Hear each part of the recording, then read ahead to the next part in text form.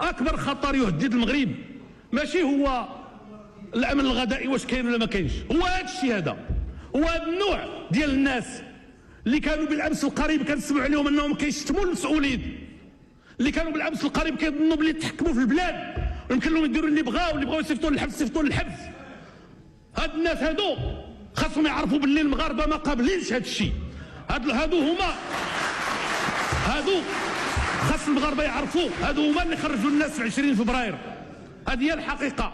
ولهذا الحمد لله المغاربه ملي خرجوا ما طالبوش بالسقوط ديال الملكيه ديالهم بحال اللي وقع في الدول الاخرى، طالبوا بالاصلاح وطالبوا بالوقوف في وجه الفساد والاستبداد، وهذا الشيء بالضبط اللي كانوا كيقصدوا ملي كانوا كيتكلموا على الاستبداد. ولهذا اليوم ملي كتشوفوني كنأكد على هذا الشيء ما تعطيونيش دروس، خليوني نقول لكم راه هذا الشيء اهم من كل شيء الامور الاخرى، لانه الا ما كانش عندنا الحريه ديالنا، لا ما كانش الديمقراطيه ديمقراطيه حقيقيه، لا ما كانش كيوصل لهذه المقاعد الناس اللي كيستحقوا